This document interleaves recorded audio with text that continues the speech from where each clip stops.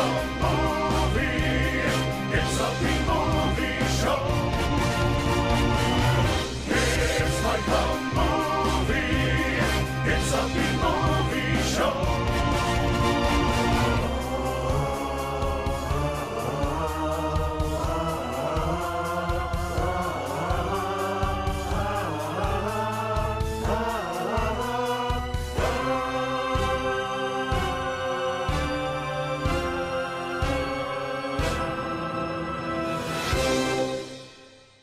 Hey everypony, I'm PonyFanboy, I fanboy over ponies and you just listen, and welcome to Nightmare Week. Now all throughout this week, instead of how we typically do PonyFanboy reads where I just sit through the story and read it all the way through and occasionally there will be some edits in between, here I'm just going to be giving you a rundown of what happens in the story and I'm going to give some overall thoughts at the end. And unlike I usually do, I'm going to try and give a rating at the end of each story as we go. So first up we have a pasta based on Recess from Disney Channel, and the pasta is called An Episode Gone Horribly Wrong. So the story begins with somebody cleaning out some drawers as they're about to move to a different house, and they come across an old VHS tape that apparently has an episode of Recess on it. They put it in the VCR, and like you usually expect in a lost episode pasta, the quality is not very good. A lot of it is very staticky, and it seems that a lot of the characters on screen are very upset for some reason. The pasta cites an actual episode from the show that this is loosely based on called The Rules, and it shows the character Vince going through a dumpster trying to find fruit.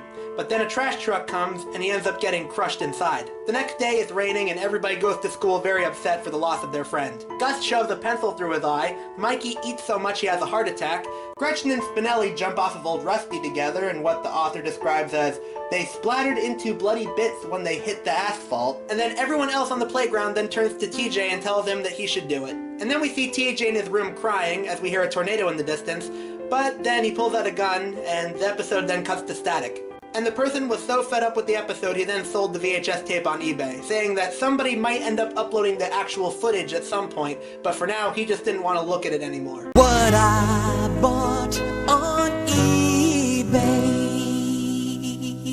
I think this creepypasta works in the same way that the truth behind MLP, or really any kind of truth behind pasta works. While the story was a little bit rushed in certain spots, I actually think they did a very good job at pacing themselves, and having each death in between each sequence. And it's one of those pastas I feel like you don't even need to know the source material to get into the story. Not a perfect creepypasta, but I still really enjoyed it. So that's why I'm going to give this pasta a 6.5 TJ baseball caps out of 10. Tune in next time where we're going to be talking about Doug.